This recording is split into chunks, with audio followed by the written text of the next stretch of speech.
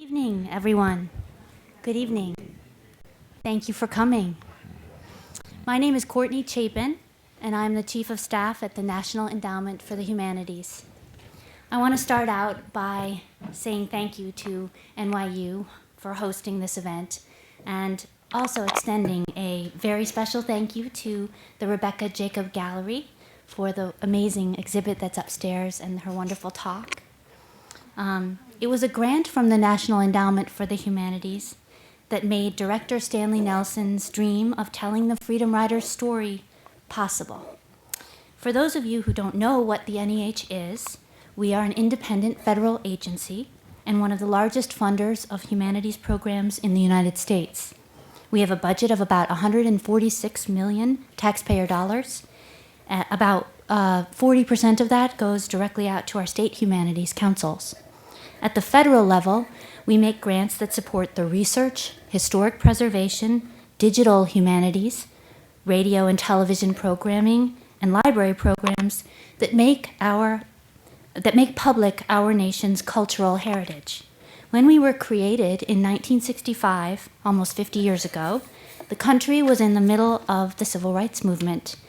Throughout the agency's history, NEH funding has supported pioneering work that has documented the roles of civil rights leaders, as well as thousands of unsung American heroes and previously unknown or underemphasized events. One of our recent efforts to make public untold stories is the Created Equal series, supported through our Bridging Cultures initiative. The Created Equal series brings together 4 nationally acclaimed films on America's long civil rights struggle to encourage public dialogue about the meaning of freedom and equality in American life. The Created Equal film set was produced in partnership with the Gilder Lehrman Institute of American History. Over the next few years, thanks to a series of grants we've made to support Created Equal events, more than 475 sites all across the countries, libraries, places of worship, national park sites, community organizations are engaging in programs like this one you are experiencing tonight.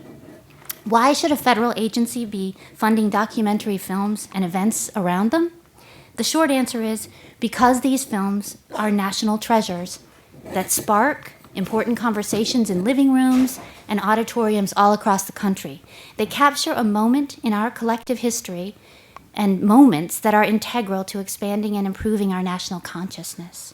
These films are the best of the best. The films in NEH's Created Equal series have won a combined total of 9 awards, including 4 Emmys and a Peabody, and have been nominated for many other high honors. Freedom Riders has been shown all across the country and all across the world over the past few years. Wherever these films are shown, magic happens and audiences are transformed. The entire Created Equal series is special to us at the National Endowment for the Humanities because it touches on the entire range of what the NEH does. Our work in preservation means that archival photographs and film, like the remarkable images you're going to see tonight, are saved from destruction or deterioration and made accessible to millions. The grants we make support researchers, scholars, and filmmakers. They make it possible to tell the remarkable stories of our history and to reach new generations. We are very proud to support projects like the Freedom Riders and the entire Created Equal series, and in a few moments you'll see why. The director's cut of Freedom Riders we have for you tonight is just a teaser. We've kept it intentionally short to provide time for the panel that you'll hear afterwards, but we encourage all of you to watch it for free in its entirety at createdequal.nih.gov, and then go on and go back to your own communities and build your own events around it. The discussion that follows the film tonight brings together some of our country's most prominent thought leaders on documentary photography, videography, African American history, culture, and art to examine the question, what role did images play in advancing the civil rights movement, and what role does photography, film, and videography play in our understanding of the social and political movements shaping our world, our country, and ourselves today? Now I'd like to introduce to you Dr. Carol Watson. She's the Deputy Chairman of the NEH, and she will recognize some VIPs, or heroes, in fact, who are present tonight before we roll the film. Thank you.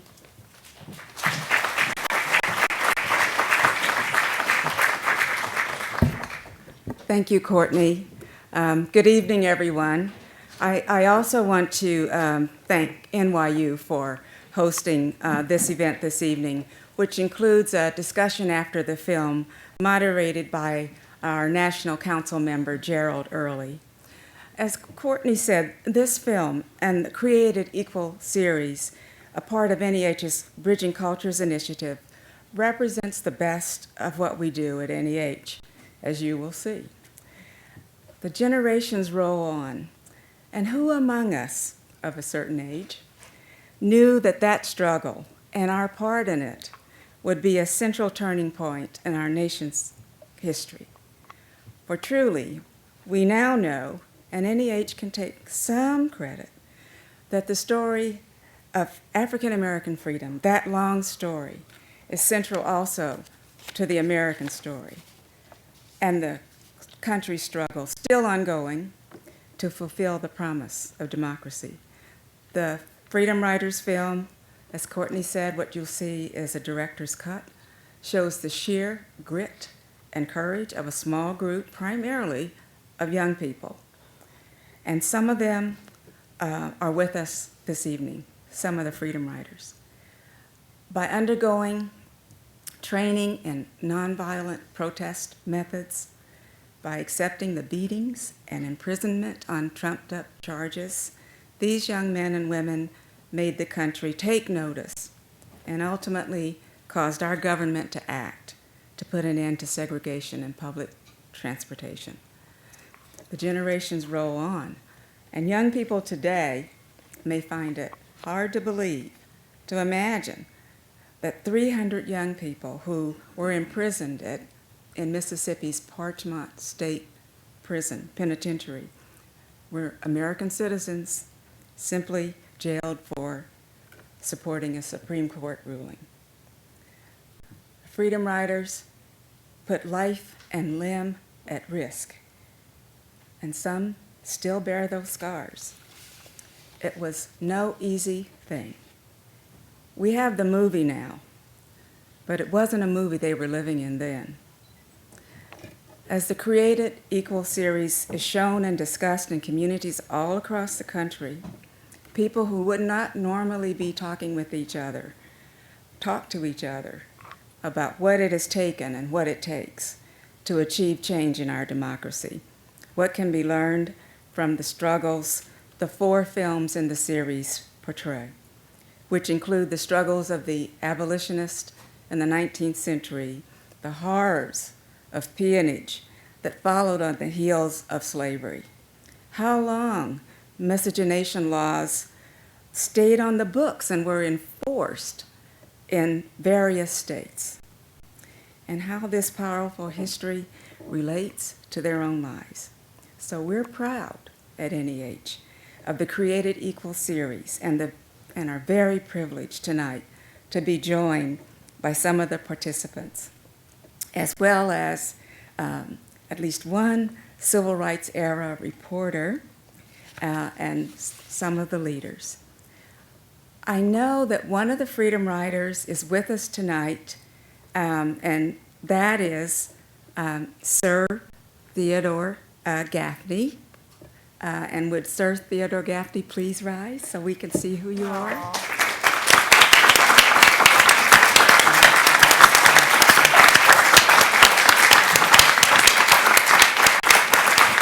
Thank you. Thank you.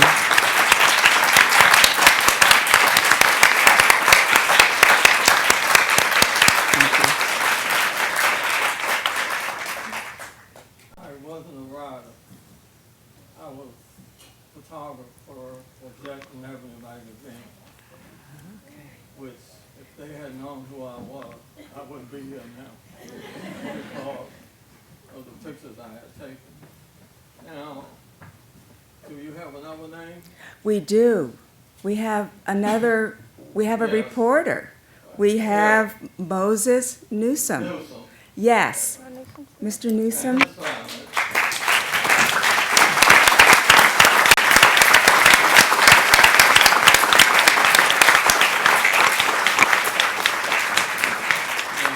Moses was on the bus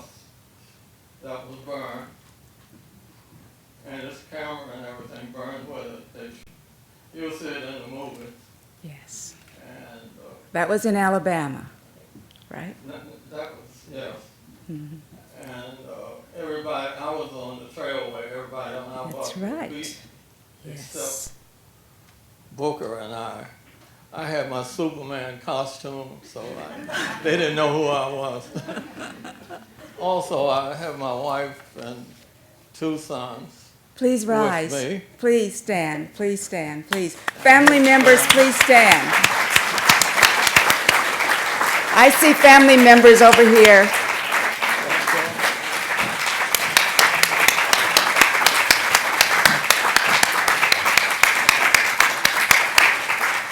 Now, Moses Newsom was with the Afro-American newspaper. And a friend of mine, James Kennedy, sitting up there. So I hope you, well, I was saying enjoy the movie, but it's nothing, Yes. nothing to enjoy, but get the history from the movie. Thank Thank you. you very much. Thank you very much.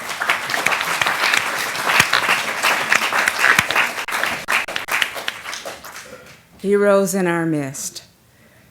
So I thank you again for joining us tonight. It's a great privilege to be in your presence. And with that, enjoy the film. Might take a minute for it to come up. Thank you.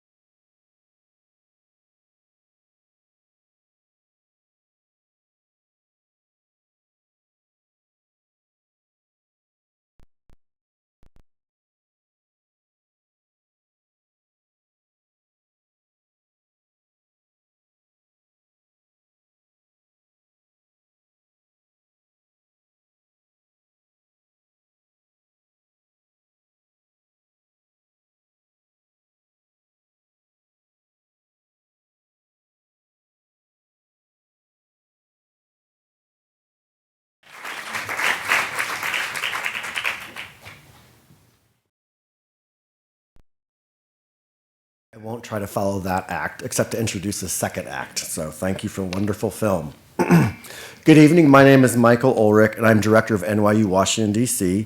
A very special thank you to the National Endowment for the Humanities for partnering with us for this event tonight and our recent event celebrating Black History Month. It is a great pleasure to introduce this evening's panel. Moderating the discussion, we welcome Gerald Early. So perhaps the panelists can come down as I introduce them. Is that okay? Great. Why don't you all come and sit? That's fine. Make it a living room. Gerald Early joins us from Washington University, St. Louis, where he is Merle Kling Professor of Modern Letters, Professor of English and of African and Afro-American Studies, Director of the Center for Humanities, and a Fellow of the American Academy of Arts and Sciences. He is the editor of several volumes and also The Culture of Bruising, Essays on Prize-Fighting Literature and Modern American Culture, which won the 1994 National Book Critics Circle Award for Criticism. The recipient of a Whiting Writers Award and a General Electric Foundation Award, Professor Early is currently finishing a book about Fisk University. Good to have you here, Professor. Arun Chaudhry was the first official White House videographer, a position created for him at the beginning of the Obama administration. He traveled extensively with the president, capturing public events and behind-the-scenes moments, as well as producing and packaging presidential tapings for the internet and broadcast television. He is the creator and architect of West Wing Week, the first ever online video diary of the White House. Arun worked in film in New York and was part of the NYU Graduate Film Department faculty. He received his MFA in filmmaking from NYU and BA in film theory from Cornell University. He has been profiled by the New York Times, the BBC, National Journal, Political, Fortune, and many political websites. Deborah Willis is University Professor and Chair of the Department of Photography and Imaging at the Tisch School of the Arts at New York University and has an affiliated appointment with the College of Arts and Sciences, Africana Studies. She was a 2005 Guggenheim Fellow and Fletcher Fellow and a 2000 MacArthur Fellow, as well as the 1996 recipient of the Anonymous Was a Woman Foundation Award. She has pursued a dual professional career as an art photographer and was one of the nation's leading historians of African American photography and curator of the African American culture. Professor Willis has just received the Honored Educator Award at the Society for Photographic Education. Her curated exhibitions include Posing Beauty, which opened at NYU Tisch in the fall of 2009 and is currently touring the country, Engulfed by Katrina, Photographs Before and After the Storm, Michelle Obama, the First Lady in Photographs, and many, many more. We are delighted to have you with us tonight as well. And last but not least, Rebecca Jacob, an expert in the diverse art and photography of the American South. Rebecca has created her gallery with skilled enthusiasm and a deep personal knowledge of all aspects of the art market. Combining dedicated scholarship with practical experience, Ms. Jacob earned a BA in English and MA in Art History at the University of Mississippi and later taught art history with a Southern focus there and at 2 other universities. She holds a certificate in appraisal studies in fine and decorative arts from New York University and is a certified member of the Appraisers Association of America. Since its founding, the Rebecca Jacob Gallery in Charleston has subscribed to the highest level of connoisseurship and scholarship, with an in-depth focus on modern art and photography of the American South. The exhibit in the lobby this evening has been made possible by Rebecca and her gallery, and a special thanks to her colleague, Grace Chapin, for helping to bring this together. And I'll turn it over now to Professor Early. Thank you. Thank you, and thank all of you for coming. Very much appreciated. I never take an audience for granted. I always assume that people can find something better to do than to come to some event of this sort. So I'm very grateful that all of you came. What we'd like to do is discuss a little bit about what you just saw and the significance of what you saw, and have you also be part of that conversation. Now, you know, these people that you saw in this film, they were in some way inspired by a man by the name of Bayard Rustin. Mr. Rustin went on a freedom ride back in 1947. It was called Journey for Reconciliation. It was at that time that the law was being challenged about integration and complete access for people who were taking public transportation in the country. And he and another man by the name of George Hauser were part of a movement that went on freedom rides back in 1947. Bayard was a very, very inspirational figure for many of them, including a man by the name of Stokely Carmichael. Stokely Carmichael was one of the people who was a freedom rider. And Stokely Carmichael was one of the people who wound up at Parchment Farm, the legendary prison in Mississippi, along with some others. Many of the people who were involved in this often talked about their time at Parchment Farm. It was kind of like gave you a certain kind of street cred if you said, boy, I was at Parchment Farm, you know. So Stokely Carmichael was one of those people there and was one of the people who was really inspired by Bayard Rustin, as many of these people were, and tremendous believers in nonviolence. Bayard also, of course, because he was a Quaker, reminds us about the sort of Christian roots of aspects of nonviolence, which was propelling the movement at this time. Now, 1961, if you could cast your mind back to 1961, I mean, some of you can. I mean, not all of you in this audience can do that. I understand. Cast your mind back to 1960. I remember 1961 because, I mean, there was some things happening in 1961 that were very important to me at the time as a kid. You know, Marvel comic books put out Fantastic Four #1 in 1961. That was a big deal because it changed Stan Lee and Jack Kirby changed comic books, man, as a result of putting that out. That was very important to me as a kid in 1961. Roger Maris hit 61 home runs and broke Babe Ruth's home run record in 1961. Unfortunately, it didn't do as much for him as it did for Babe Ruth. But that was very important to me in 1961. There was something that was very important to my teachers in 1961. Alan B. Shepard, on a spaceship called Freedom 7, was the first American to go up in space. And I remember watching that on television, as everyone did. It was something that was shown in school.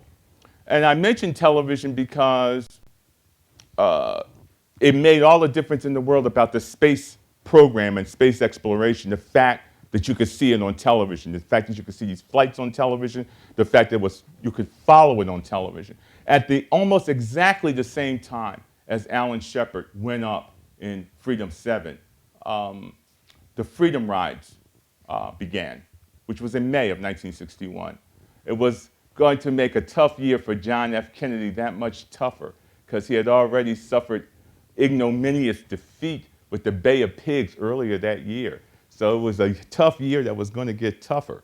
Later in that year, he's going to send 18,000 more military advisors to Vietnam. 18,000 military, boy, can you imagine that? That's like a couple of regiments of military advisors. That's incredible. So it was an interesting and powerful year. And in the middle of this year was the Freedom Rides. And the power of the Freedom Rides, what made the Freedom Rides so effective and what made the Civil Rights Movement so effective in so many ways for little kids like me was the fact that it was televised. And you saw it unfolding on television in a way that you had never seen anything else happening on television before. It made television a mesmerizing technology. And the images that you saw, people being beaten, was just simply incredible. And it changed all of us in many, many ways. So with saying that as a kind of an introduction to what to our panel and to our evening, I'd like to ask each of our panelists if they would comment and give a reaction to the film and what they saw and to those images that you saw tonight in this film about the Freedom Rides. So I'll start with Deborah. Okay, thank you. What I learned from that experience is just this experience here and taking me back to junior high school days of, 50% of the people I grew up in North Philadelphia, but 50% of the people in my community had televisions.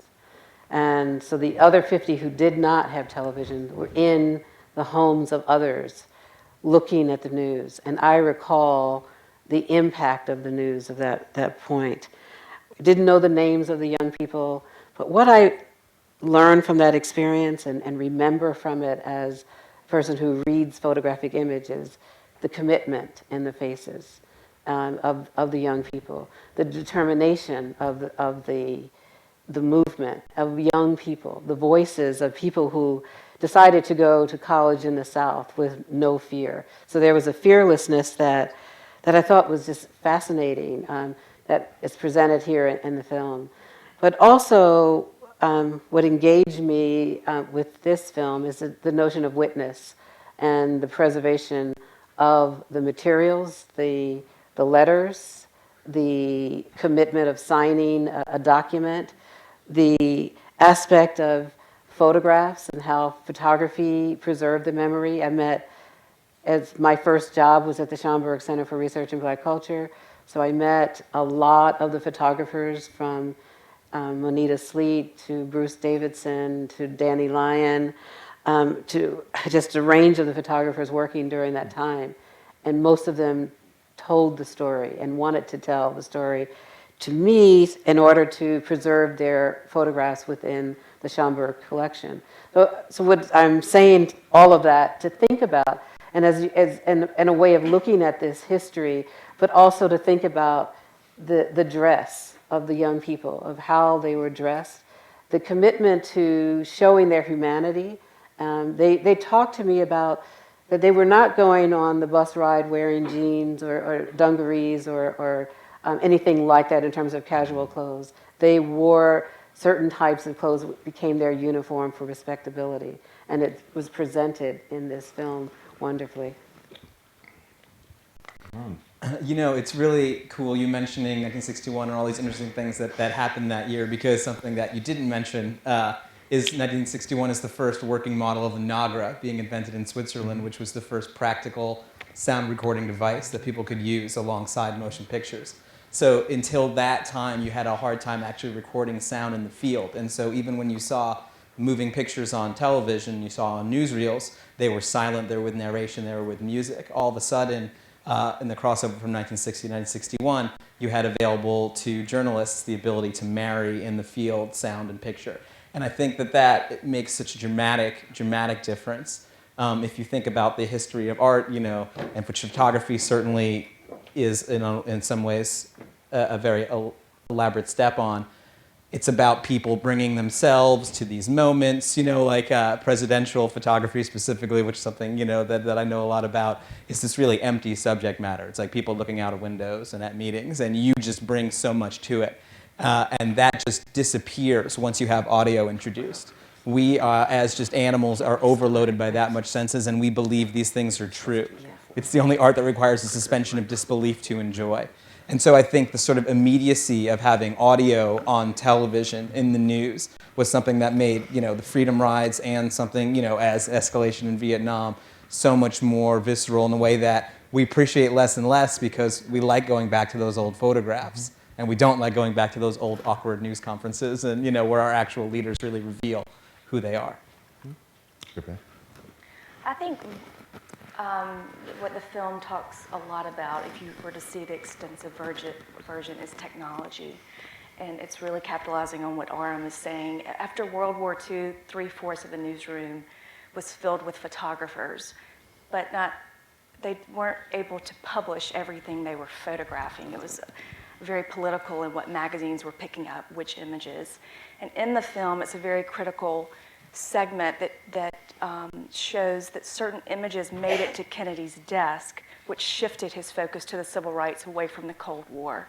So still shots at that time were much more critical, and were really, I think, empowering the media much more than moving film, because, as Aram was talking about, it hadn't quite caught up technically to the cameras and to the still shots and the cameras in the field. So I think in terms of my immediate reaction is technology and where it was at the time in 1961 to 1965. Mm-hmm. What did you guys think about the press coverage?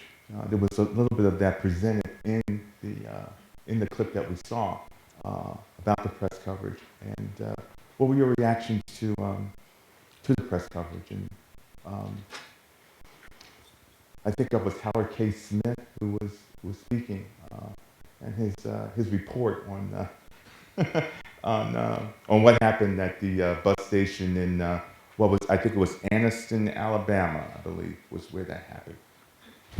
The press, what was, quote, impressive for the press, because the black press circulated in North Philly, and we knew the images from the dailies, from the weeklies, and to see the animation of the white press coming in and the shock that they were experiencing as witnessing and as also part of the movement, and the fact that they were being beaten was really an awakening for the white press, as if to say this can't be happening.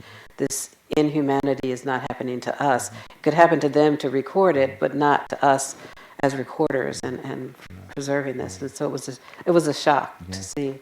And it's remarkable that people would sort of let the Southern whites would be so sort of unsavvy about how that might come across in the press. You're like the man who buys the ink. You're actually hitting right now. That doesn't make a lot of sense from this PR strategy. Right. Yeah. Yeah. Rebecca? I think studying civil rights photography, there were two different photographers or sort of groups of photographers, maybe even three. You had the amateurs, many policemen who were photographing the events, and then you had photographers who were closely affiliated with SNCC, who were photographing sort of in a propaganda way to raise money to continue the campaign. And then you had wonderful photographers like Bob Adelman, who had no affiliation with any organized groups, who had a much more creative freedom in what he was photographing and what he was publishing and what he was putting out there. So when I go back and look at civil rights photography, I think of the photographers in more of those three genres. And sometimes the amateurs were the most important. They really captured a lot of the emotion and a lot of the tough stuff that photographers with SNCC or other organized groups just weren't allowed to publish. So they were oftentimes the most critical in civil rights imagery. But also the brutality, Yes. capturing that Yes. of white men acting inhuman. And to face that, it was something really powerful for the press to cover. And the danger. I actually have a question from the folks in the panel. Did folks ever question the authenticity of photographs that appeared from that movement? Or is this sort of an era so sort of new in photojournalism of that nature that that wasn't the first impulse of even unenthusiastic audiences reading it? People didn't question then. They because there were a lot of photographers worked together in groups. They had each other's back, so they knew you can go to one event and you can have 5 photographers photographing and match them up, but also photographing the other photographers in the group. You will know that because you were part of that. All of the photographers were there. What I remember Monita Sleet and Bruce Davison describing the songs that, as the singing that kept them going at different times, to present ways of the story being a part of that emotion. And they were all together photographing, and so I think that was not an issue for them.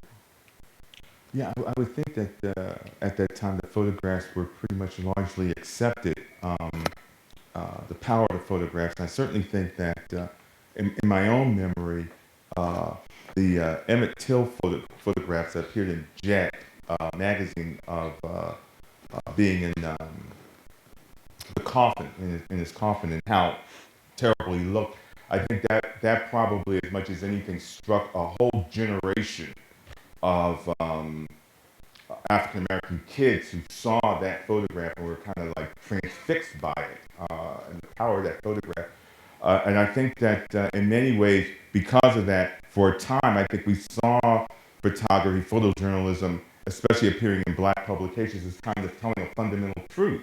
And that when white photographers started to, we said, finally the light has dawned on these people that now they know that how big this stuff is, because now they get hit on the head too. So I think it was. I don't think there was any kind of cynicism or any kind of skepticism about it at that time. I think it was, and I think because of that, it really undercut the segregationists in any kind of defense they were going to try to make, because the photography was there and nobody really questioned it. Just like this image, as you described that moment, Robert Frank photographing in this trolley, street trolley in New Orleans, the segregation, the back of the bus and then the front. But it was questioned in terms of the white press. The white America was really upset with Robert Frank for documenting the Americans in this way, in terms of authenticity, that aspect of a story that many did not want to tell based on that.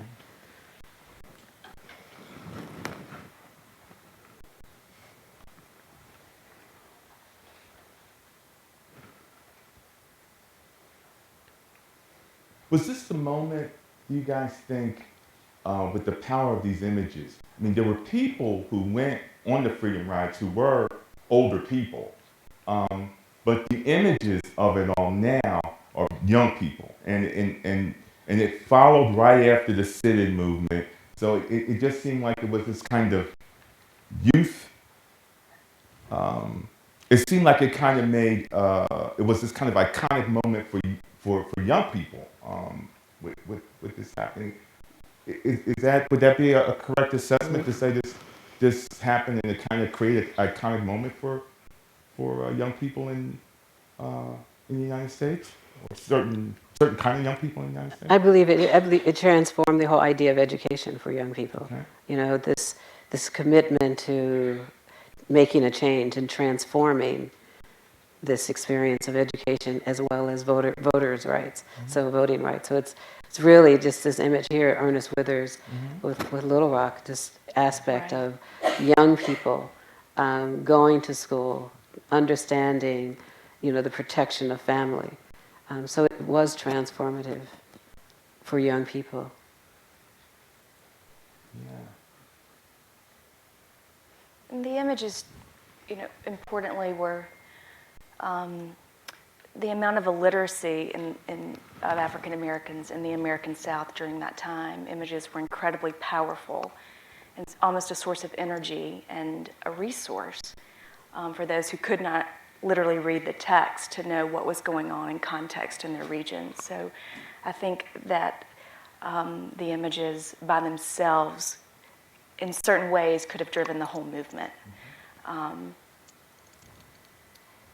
And there's something in parallel about, I think, the way that the images are probably deployed very savvily, but in also the kind of early 60s Kennedy youth energy, kind of first use of documentary photographs in some of those ways too. And so I think there is an energy of the era that cuts into like the work, into all these amazing people's work.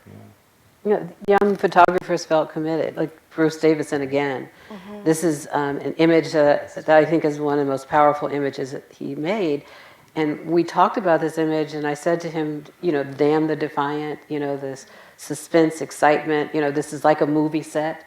But he said he didn't even notice the marquee in the backdrop when he made this photograph. And just to see the way her arm is twisted, all the way, the pain of that. But she's wearing her pearl earrings, she's a lady. And just to see how these two men are part of that. But then this aspect of the suspense, excitement, backstreet, damn the defiant, all of that is part of this energy in this photograph. That's back in the day when they showed two movies. Right. You expected to be there for a while. Right. Yeah. Very good.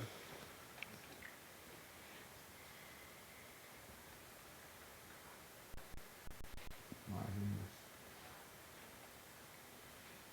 goodness. So, we would like to have you guys sort of be part of the conversation too, so feel free if you have a question to raise your hand and then be recognized. You want comments or Yes. questions? Oh, we can have comments too, as long as they're pithy. If they're pithy, we love pithy comments. There's one up top. Sir. You talked a bit about the importance of images and the emerging video, TV news coverage. How much did the organizers and participants in the movement understand, especially television and its role actively sharing their plans with the press. I can imagine today, there'd be a website and they'd be live tweeting and blogging and this and that, but were they sort of caught up by surprise about how TV coverage was? And I think that was pivotal for changing the nation's mind collectively and galvanizing President and Attorney General's involvement. The way that the photographers were working, they would photograph on, wherever they were, and then they would wire the photographs over the telephone lines. And sometimes they would literally set up in fields, and they were using bathtubs and sinks to produce these images, so that the fact that we have any images is pretty phenomenal, especially the actual print. And then from what I understand, they would go to the editors, and the editors would edit what would be in the still shots and the film footage. But these guys may talk more about the film in terms of moving pictures. I know more about the still shots and the still shots as well. When this was also on the cover of New York Times, and when President Kennedy, when they saw this image, something had to be done. Something had to change. This man is dressed, to the nines, as we say. Here, his hat, his pants, and this experience, seeing this in the news. But the news, there was a group of photographers who wrote press releases. They did not know if the press would attend, but the press started rolling in after some of the events. But it was not planned in advance for them to know all of the events. They were really closed because there were other people who were blocking the stations and all of the stops along the way. So they were very conscious of the press, but they were also conscious of their privacy and confidentiality with that. I do think that the leaders of the civil rights movement were very aware of television, and they were very aware of trying to use television to their advantage. They wanted to show this. What King and the others would say was that we want to show the sickness of the South, and this kind of footage appearing on television showed that sickness. So they were aware that they had an enormous advantage, an enormous tool over, let's say, the veterans of the Bonus March or the Haymarket people or something like that, and didn't have television and could not reveal in the same way to an audience what could be revealed with this. So they were very aware of what television, what footage on news programs could do for the movement. And the segregationists accommodated them by doing exactly what King and the leaders of the civil rights movement wanted them to do, which was to react violently to nonviolent people. Yes, ma'am.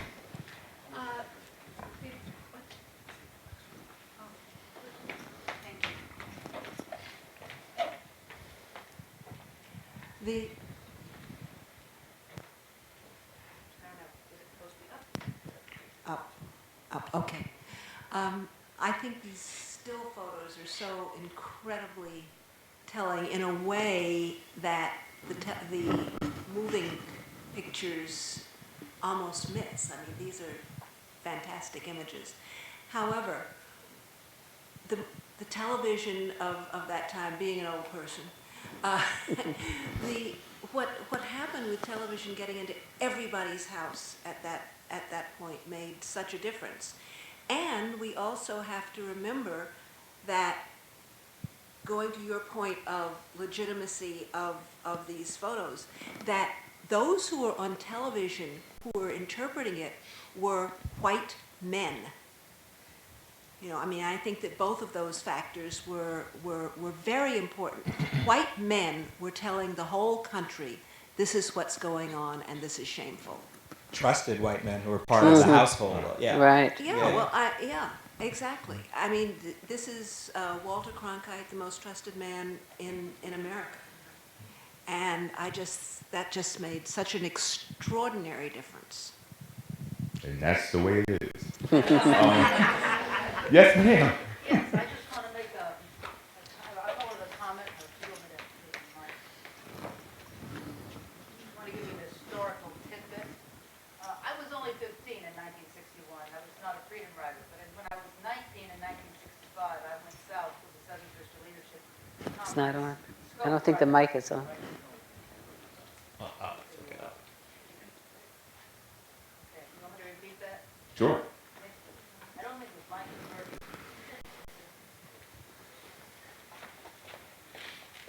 I can shout.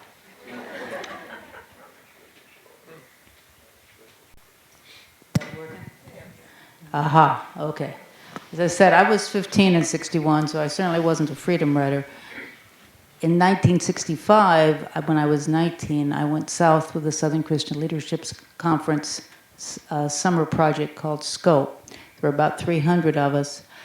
Every community we went into, the local people referred to us as freedom riders. No matter how much we tried to tell them, no, we weren't freedom riders. Frankly, we were too young to be freedom riders. We were civil rights workers. They still referred to us as the freedom riders. That's the kind of impact those rides had on local people all over the South, is that became the label for everyone who came to work on civil rights. Thank you for that. There's a question over there. While I'm walking over there, just in terms of noticing aspects of this image here, bumper stickers. Don't buy gas where you can't use the restroom. These are reminders of things that happen as we see the images. In Malcolm Gladwell's book, David and Goliath, he talks about Wyatt T. Walker as a strategist who really understood imagery and how the freedom riders would look in their engagements. But one of the things that comes across in both the film and the photographs is the graphics, the posters and the contrast between the black and white type, how big the posters are. They really stand out. So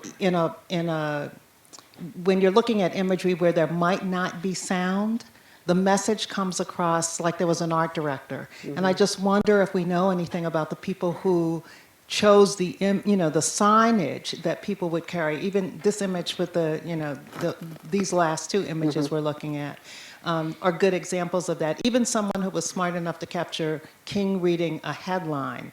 There was storytelling happening in words and images, and I just wonder whether or not that was also being very well managed. I just know Danny Lyon's story of understanding the graphics and using the image to have someone work with the type to create posters.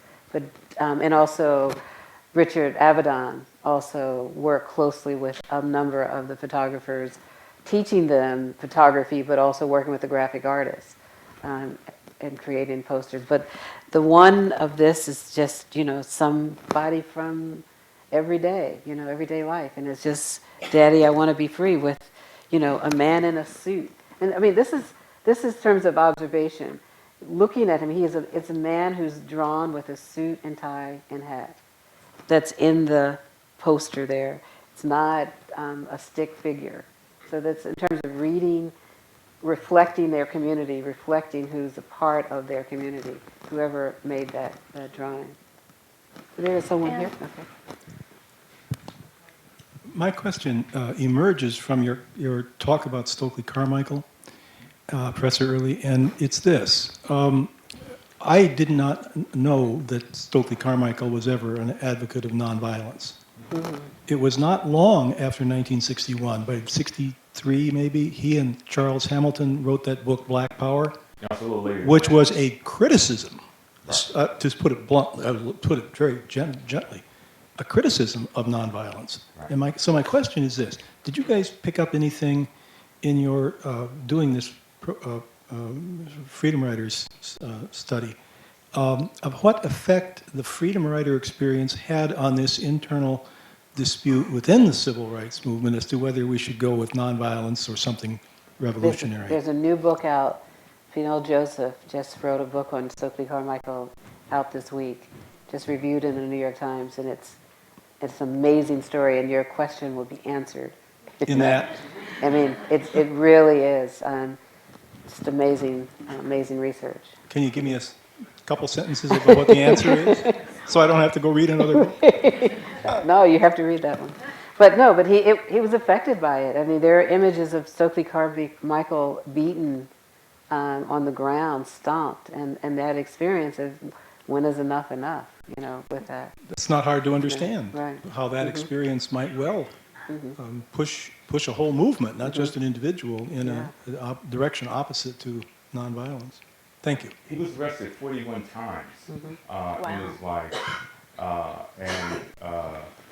The problem with SNCC and the tension that arose with SNCC particularly about violence versus nonviolence had a lot to do with the failure of the Mississippi Freedom Democratic Party in '64's challenge to the Mississippi delegation at the Democratic National Convention. There was growing frustration about the fact that there was such a backlash to the movement and things weren't happening or progressing in the way people thought they should be. And I think there was a lot of disillusionment. People went into this with a lot of idealism, and there was a lot of disillusionment. Stokely, as well as others in the movement, also, they became more leftist, they became more Marxist. SNCC was famous for having these long sessions, man. I mean, these like graduate school sessions. I mean, people get down there. I mean, people had, their marks open, and I mean, these were smart kids, man. I would not have been able to be in this group, man, because I wouldn't have been smart enough to have dealt with these debates that these people had. I mean, they had debates that went on for hours about what they should do and where they should go and stuff like that. So it was a lot of people going into being influenced by Marxism, a lot of people being influenced by what was happening in African decolonization and things like that. And, so the switch was really the switch was really in part, I think, to go to, in 1966 when he said Black Power, he was organizing in voter registration in Alabama. I think I think it was largely because he was thinking that the movement needed to reorient itself toward Black people politically organizing themselves to be able to have some kind of real power over their lives. And what had been happening to that point was not producing that end. So I think that's what really led to that, So that way you gotta read the book now. See, I just told you. Oh, you can read the review. It's shorter than the book. The review, right. We have three more questions, and then you want to show your. Oh, that makes sense. Some of the images we saw and the video that we saw in the documentary were images of brutality and violence, and I'm just wondering if the perpetrators of that violence, upon being exposed to society at large, newspapers, television, magazines, or upon seeing themselves reflected in those images, if you guys are aware of any sort of stories of them feeling ashamed or embarrassed or just moments of self-reflection. Is that too optimistic? I'm just wondering. I mean, too I'm just wondering if they were, or embarrassment. Yeah. No. Maybe over time. Oh, I think a lot of forgiveness has been exchanged through the images. They haven't talked about it through the photographs. The photographs did not cause that sense of reflection. But I don't know, as a photographer, did you have anyone respond to it? Do you want to respond to that? Because I have not read or talked to any photographer who shared with me where someone wanted to apologize. So I don't know. No, I wanted to say something about Stokely. Okay, we'll wait on that one. There are two. Okay, we'll wait till that. There's someone up there.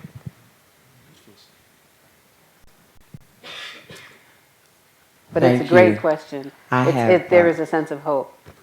I have two comments. One is the role of the black, historically black colleges, since many of the students came from and participated in the movement from historically black colleges. Were university presidents involved? What was their role? And the second question is, did any of the Freedom Riders receive any privilege, any recognition from the government? Was there any appreciation for the role they played in changing the landscape of America? So before we answer, we should get all of the rest of the questions and then that one. Okay. I just wanted, I was curious, the project was recently done, it's all over the internet, hashtag I2am and it's on Instagram, it's all over the place. So I just wanted your comments about, I guess, this new resurgence of how photography is being used in a protest, really. If you haven't seen it, it's a project where African American students at Harvard have signs up of things that have been said to them as students on campus, or what they want their fellow students to know about them being on campus. And the whole thing is hashtag I too am Harvard. And it's basically, I'm not a criminal, I'm not a thug, I'm not going to steal something from you. And there's like 60-something pictures that they did in this project. So just wanted to know if you'd seen it, if you have any comments about it, and how Instagram and technology will be used in the next generation of movements. I mean, it's a real obstacle and an opportunity when you have the technology to let users generate their own content. It's in a situation like this, and I have seen it, and it's cool. It really works. Something like the It's Gets Better campaign on YouTube, people just from their own laptops. It was really powerful. It works. For every one of these that works, there's probably 10 or 12 more that fail, mostly trying to sell toothpaste, but some that are quite good causes. And so I think that is sort of what, in our nascent stages of the technology, what we're learning is that the users are a great generator of content and they care about the things that they make, but they're also a very unreliable generator of content, and they sometimes want a curated experience. But I don't know of any freedom rider other than John Lewis received any kind of recognition. Do you? Any medal? Or any kind of thing like that. I hadn't heard of anything like that about the black college presidents. Fisk and Howard, they were producing a lot of leadership for this. They weren't the only school, but they were important. And the presidents were supportive of it. I mean, the presidents let these kids go,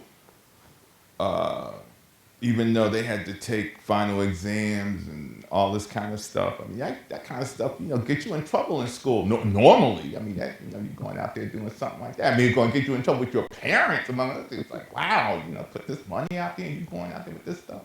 So the college presidents at Fisk and Howard and at a lot of schools were very supportive. And the black colleges were very, very supportive, generally, of this movement. It's one of the most, Daniel Patrick Moynihan said that African Americans should be enormously proud of the civil rights movement because of the tremendous amount of organizational integrity and energy they put into this movement to make it work. And the enormous amount of institutional, from their own institutions, their churches and their schools and everything, the enormous amount of institutional power they put into making this movement happen. And I don't agree with a lot of what Daniel Patrick Moynihan had to say, but I agree with that. I think that was a very, very accurate statement, and black colleges were very important in making that movement work. I also wanted to add, John Siegenthaler, who was the Assistant Attorney General who's featured in the film, told me a story when we screened this in the White House about a group of students at, I think it was University of Alabama, or it had been a historically black college, I'm not sure, who did not graduate. And he petitioned a board on their behalf, whether, I can't remember if it was University of Alabama or another school, and the board, if they could get degrees many years later, like 20 years later, and the board initially said no. So he went to the Alabama State Senate and tried to, essentially he shamed the board into granting retroactive, or whatever you would call it, degrees to this group of students who had stellar academic records. And they succeeded, and they were honored at the graduation. But his story was really poignant, because I think all of this happened, maybe it was more than 20 years, but relatively recently. And there was pushback even then in questioning whether or not these students should receive degrees after all these years. So there's an example of just a story that shows us that we're really not as far along as we should be in all of this, and understanding the value of what the Freedom Riders did. A lot of them did graduate, though. Stokely Carmichael graduated in 4 years, despite the fact that every summer the guy was out there organizing and everything. And organized, he graduated in 4 years with a degree from Howard in philosophy. Now I take my hat off to that. That's amazing. I needed all my summers and everything else to get out of school. And this guy got out of school in 4 years like that. Hey, man, they were a different breed of people. So do you want to show? Sure. We're just going to show some of the clips of some of the stuff I did with President Obama, and I think it's interesting in terms of the choices that we make when we're showing the first African American president are very different than the choices of a lot of the people in this film and the Freedom Riders and stuff. And I think it's because time has passed and we're different consumers of technology, and we are more cynical about the things that we see. And so what is authentic? Is the president staring out the window of something anymore considered authentic, or we start to feel a little funny? And so in the age of the Tea Party and all kinds of other, the first African-American president and government distrust and stuff, this is sort of how we frame our president, or how we chose to at the White House.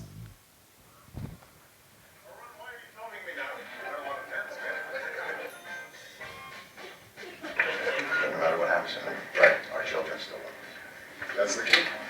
It is. I know. Age 48 years old. Old man. Still a big concern about lightning.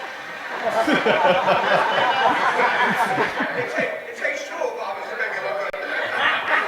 Okay. I was saying that I cannot drop this. Just don't trip. That'll be really great. Don't trip. Whatever you do. Now, if you want, you can apologize now. Lakatos. Todo como brasileiro. Is that good? Okay, I'm not going to make a fool of myself. Let me just see.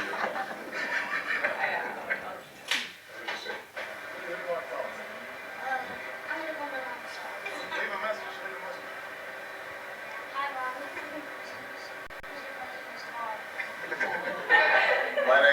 My name is B.O. If I'm lost, please call the White House.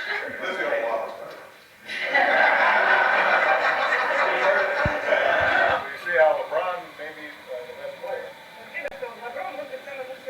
But he lost because Boston was a better team. You can leave me down. I'm 50. Don't talk trash around me, man.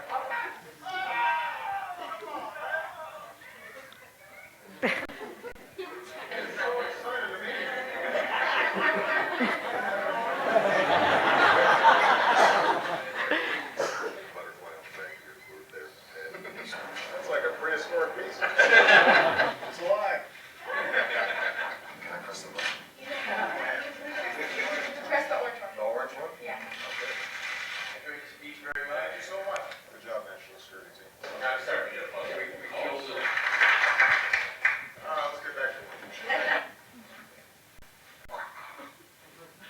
And so I don't think the presidency has changed much, but I think we as consumers of media, of historic events have changed, and that's a lot of what drives these kind of decisions. Okay.